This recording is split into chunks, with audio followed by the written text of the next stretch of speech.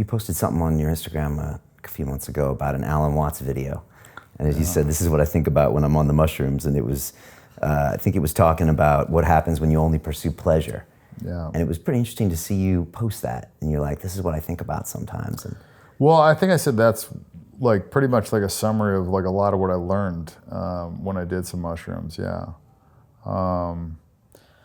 Yeah, pleasure seeking, it's not the same as going after happiness. It's more fleeting. The video summed it up probably better than I could do in this interview. it got deep really at the end. It was like, you're one with the divine. It's better to give than receive.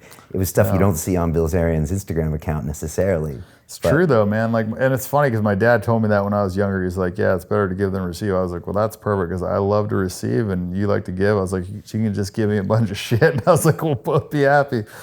But it's funny because later on you start to realize that doing stuff for other people, makes you more stoked than just buying shit for yourself. So yeah, I think he was dead on that deal. And you think about like connecting with the divine and all that stuff and humility and those kinds of things?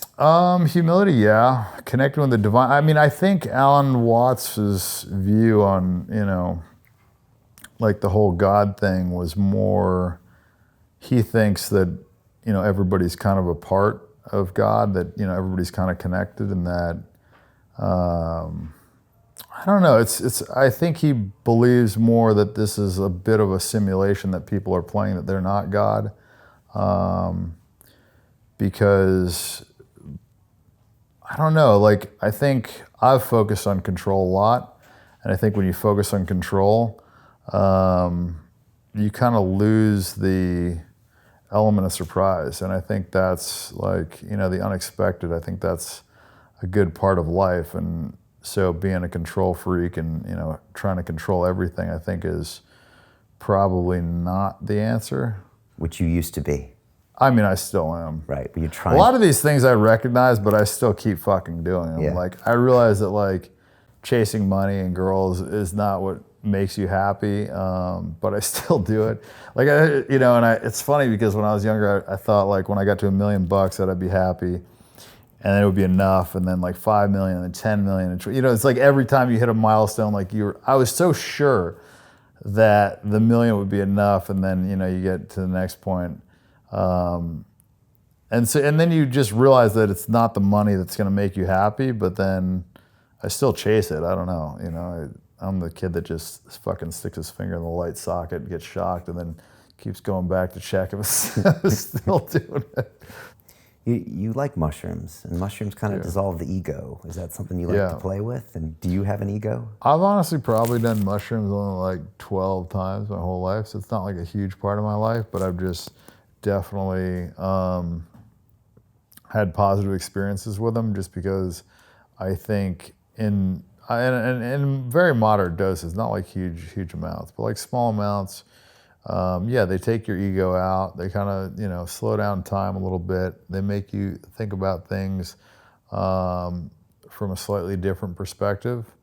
And it like quiets out a lot of the noise and a lot of the distractions, if you will, and allows you to kind of just like figure out, because like deep down, like what you should be doing or what makes you happy or what, is the right path or whatever. But you get distracted by the shiny shit, the pleasure, the whatever. So, but it's also good to just do it with your friends and have fun and laugh and fuck around and whatever. But you can get a lot from them. I mean, just go off on a hike on your own, take one or two, and just kind of work through your shit. So, yeah, big advocate of those. And I'm actually super stoked that they legalized them in Colorado and Northern California now. You think Ignite might one day be involved in psilocybin? Yeah, I'd love to. I'd love to be involved in that. It's just, like I said, such limited markets. Yeah. I had a big ayahuasca ceremony last year in Costa Rica, 3 big ones. Man, it taught me so much, but also some very difficult evenings. Is that something you think you'll play with at some point? Kind of scared me a little bit, honestly. I haven't tried it. I did DMT a few times, and it's different. Yeah, I've heard some like horror stories from that stuff, like some people that kind of like had a bad trip and never came back from it, or like weren't the same. So that kind of scared me. I've been contemplating trying acid in a very small dose to start. But I'm still on the fence of that. I like the idea that mushrooms come from the earth, they're natural, it's a whole fucking So thing. does ayahuasca. Yeah, it is. 2 vines. I've done peyote. Okay. I did peyote one time. Okay. Ayahuasca is just a big commitment, man. That's like, I mean, that's full send. That's like 12 hours fucking. Well, no, I'd say it's more like 3. I think. Really? Yeah, for me, it's 3 hours until I can actually open my eyes and maybe walk. And I'm not going to die. Yeah. And I do go through probably some of the more difficult moments of my life physically. 3 mentally. hours before you can open your eyes? Well, before I can maybe know that I exist. You know what I mean? Wow.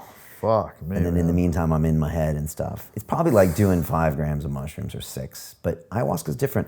But I get lessons from ayahuasca. Like I got lessons from mushrooms. Yeah. You didn't? I get some, but man, I got like machine elves in my head with mushrooms.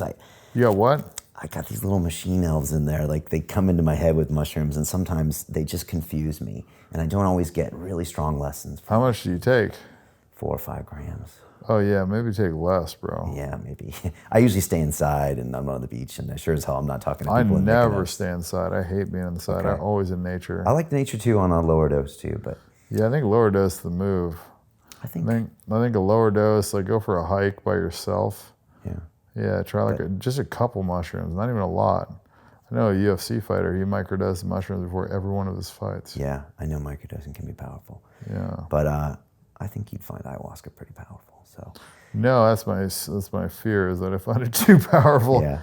I smoked DMT one time, small amount on the top of some weed, and I had a pretty positive experience for a short period of time.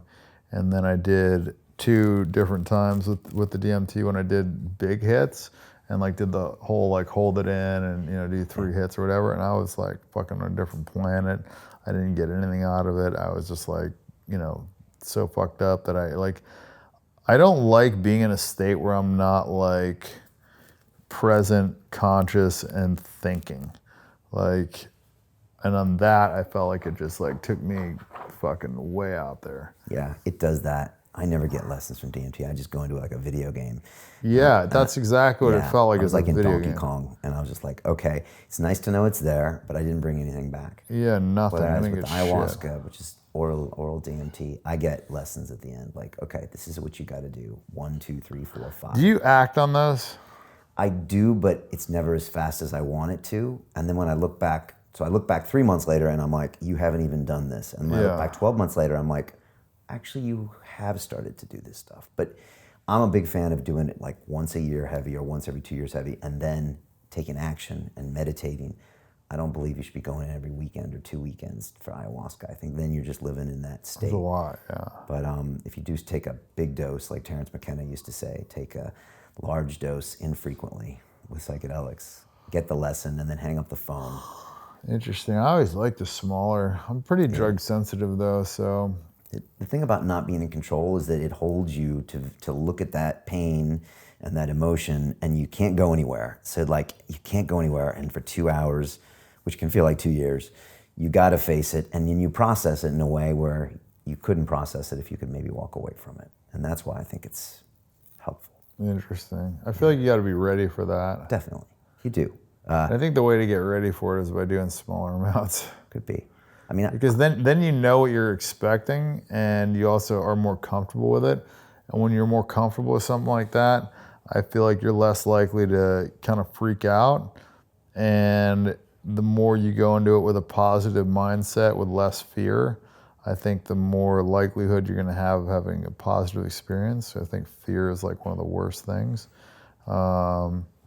And I think the more you do it and the more you kind of work up to it, the less likely you're going to go in there fearful. But I don't know too much about the ayahuasca, so maybe that's something that, you get more if you just fully dive in.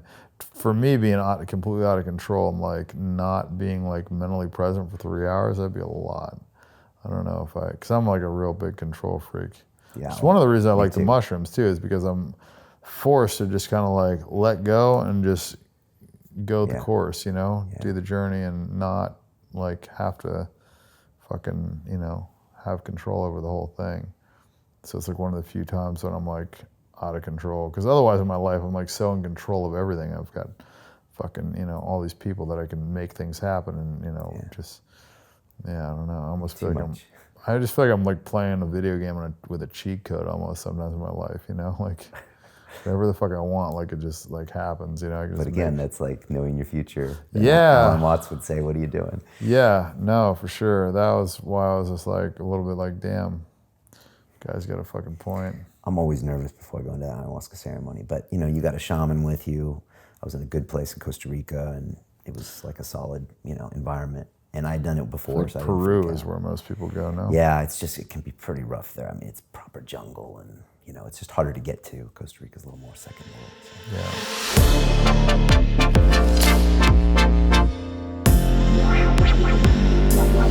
Yeah.